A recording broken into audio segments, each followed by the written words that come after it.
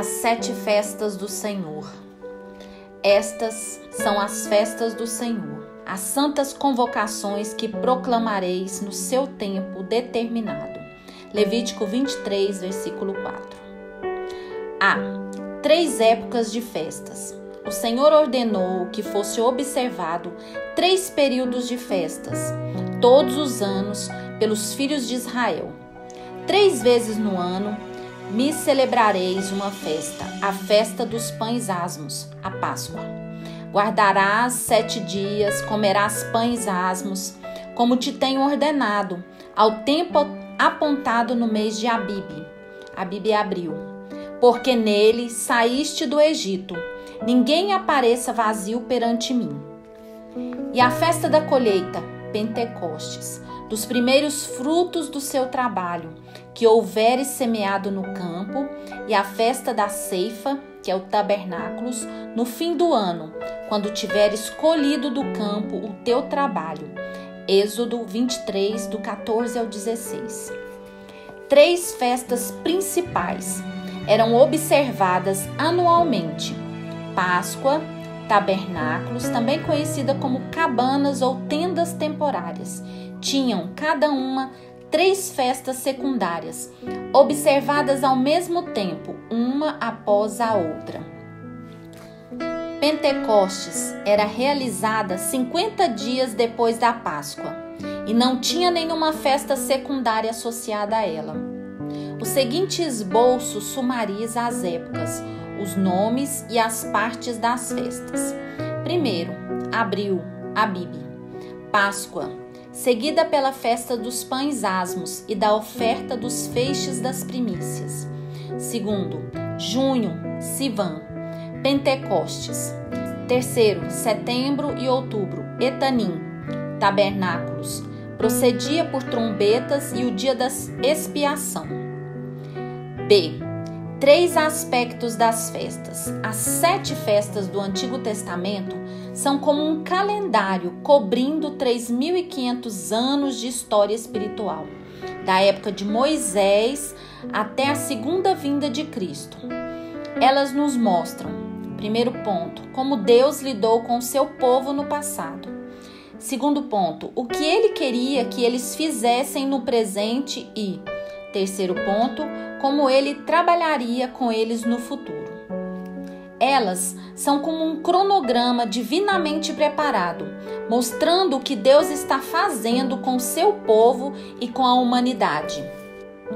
Veremos neste estudo como Deus já provou a importância destas festas. Mostraremos ainda um pouco sobre a maneira pela qual Deus usará as festas como um cronograma para o futuro. Como foi afirmado anteriormente, estas festas têm 3 aspectos principais. Primeiro aspecto, passado, o histórico. As festas são celebradas em memória de algo que Deus já fez. Deus deixa memoriais dos seus feitos milagrosos. Eles são importantes e devem ser respeitados ao invés de serem destruídos. A Páscoa aponta para trás e nos faz lembrar dos eventos relacionados com a libertação de Israel do Egito. B. Pentecostes comemora os acontecimentos do Sinai, quando Deus apareceu para dar a Moisés os 10 mandamentos. Houve trovões e relâmpagos e uma espessa nuvem sobre o monte, e um sonido de trombeta muito forte, de maneira que estremeceu todo o povo que estava no arraial. Êxodo 19, 16. C. Tabernáculos. Eram para relembrar os israelitas dos anos em que habitaram em tendas no deserto, que num sentido espiritual eram estrangeiros e peregrinos na terra. Hebreus 11, 13. 2. O aspecto profético, o futuro. As festas apontavam para algo que Deus faria. Por exemplo, Jesus foi crucificado na Páscoa, ressuscitou na festa da oferta dos feixes das primícias e derramou o seu Espírito sobre os discípulos que o aguardavam 50 dias mais tarde, no Pentecostes. Nenhum destes eventos foi acidental. Foram épocas e estações divinamente designadas, cumprindo os aspectos proféticos das festas. Os aspectos proféticos de tabernáculos virão num futuro próximo, na consumação da era da igreja. 3. Aspecto pessoal. O significado destas festas deve ser cumprido em nossas vidas. Cristo, por exemplo, precisa ser recebido como nosso Cordeiro Pascal, a nossa libertação do pecado e do inferno, porque Cristo, a nossa Páscoa, Cordeiro Pascual, já foi crucificado por nós. 1 Coríntios 5:7. Todos nós precisamos ser batizados no Espírito Santo e experimentar o nosso próprio Pentecostes. Jesus nunca enviou a ninguém para pregar ou ministrar sem primeiramente ordenar que a pessoa fosse capacitada pelo Espírito. E estando com seus discípulos, ordenou-lhes que não se ausentassem de Jerusalém, mas que esperassem pela promessa do Pai. Atos 1:4. Aprenderemos mais sobre o significado de tabernáculos mais tarde, nesta mesma sessão. C. Por que as festas eram observadas? Muitas vezes usamos a palavra festa para descrevermos um banquete de celebração, como uma festa de casamento. Esta não é a única maneira pela qual esta palavra está sendo usada no contexto das festas do Senhor. As festas do Senhor do Antigo Testamento eram também reuniões santas e às vezes solenes de todos os varões de Israel. Todos os varões aparecerão diante do Senhor. Êxodo 23:17. Cada uma das festas esclarece realidades espirituais específicas, cumpridas no Novo Testamento e na era da Igreja. No Antigo Testamento, estas realidades são descritas simbolicamente através de atos e rituais religiosos. Os rituais eram meras sombras, tipos ou ilustrações que falavam profeticamente sobre algo que Deus faria no futuro. Primeiro, um relacionamento é honrado. As festas não eram meros festivais alegres, eram também ocasiões sérias e importantes, nas quais Israel honrava ao Senhor por seu relacionamento com eles. Os israelitas formavam uma nação singular, com um relacionamento especial com Deus. As festas eram uma maneira de relembrá-los disso. Como foi afirmado anteriormente, a Páscoa era um memorial eterno de como Deus os protegeu e os libertou do Egito. Pentecostes era um memorial da entrega da lei e dos acontecimentos no Monte Sinai. Tabernáculos rememorava os anos em que eles viveram em habitações temporárias, como tendas, abrigos de galhos, habitações temporárias, como fazem atualmente os ciganos no deserto. 2. Uma necessidade é reconhecida. As festas estavam ligadas também às épocas da agricultura, às colheitas e às chuvas. Nas épocas das festas, Israel reconhecia a necessidade de Deus abençoar as suas colheitas, rebanhos e manadas. As nações pagãs ofereciam sacrifícios humanos, faziam danças de chuva e outros rituais com propósitos semelhantes. Os israelitas foram instruídos a fazerem certas ofertas de suas colheitas como uma declaração de fé, ou seja, uma declaração de que era Deus quem cumpria as suas necessidades. D. As festas na época do Novo Testamento. Da primeira Páscoa no Egito, na época de Moisés, até a chegada de Jesus, passaram-se aproximadamente 14 séculos, 1400 anos. Primeiro, observadas por homens devotos. Na época do Novo Testamento, os judeus já haviam sido dispersos por todo o mundo. Na primeira comemoração do Pentecostes, após a ressurreição de Jesus, a Bíblia confirma que havia homens devotos de todas as nações que estão debaixo do céu, Atos 2:5, em Jerusalém para esta festa de Pentecostes. Isto mostra que a maioria dos judeus não estava observando mais o mandamento de viajar a Jerusalém. Somente os devotos estavam fazendo esta dispendiosa e perigosa jornada de terras distantes para honrarem o mandamento de Deus referente às festas.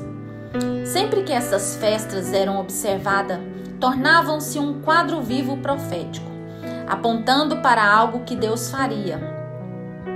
Houve longos séculos antes e durante o cativeiro de Israel na Síria e na Babilônia em que estas festas não foram observadas regularmente em Jerusalém. Sob a liderança de Esdras e Neemias, a observância foi restaurada, mas mencionaram com tristeza que isto não havia acontecido desde os dias de Josué. Neemias 8, 14 ao 17. Isto significa mais de 500 anos de não observância. A observância destas festas era uma declaração de fé, fé em ação. Elas eram uma confissão de que o Senhor soberano tinha um plano para Israel e para as nações dos gentios. Em seu tempo, nas épocas determinadas, Deus agirá e quem poderá impedi-lo? Jó 11:10. A grande maioria dos israelitas não compreendia o profundo significado das festas que celebravam. Os homens devotos, no entanto, continuariam a obedecer e a honrar a Deus na observância deles. 2. O significado profético revelado. Alguns tentaram descobrir o que essas coisas significavam. Os profetas que profetizaram da graça que vos foi dada, indagando que tempo ou que ocasião o Espírito de Cristo que estava neles indicava anteriormente, testificando os sofrimentos que a Cristo haviam de vir e a glória que se lhes havia de seguir. 1 Pedro 1, 10 a 11.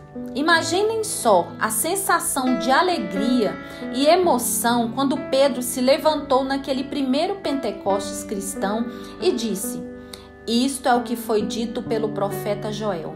Atos 2,16. Sob orientação divina, Moisés instituiu a festa de Pentecostes, colheitas. Joel falou sobre o seu significado profético. Pedro anunciou o cumprimento deste grande quadro vivo profético na primeira festa de Pentecostes após a ressurreição de Jesus. Um grande véu foi removido e o significado profético da Páscoa e do Pentecostes foi subitamente revelado à multidão de judeus de devotos que constituíam a plateia de Pedro.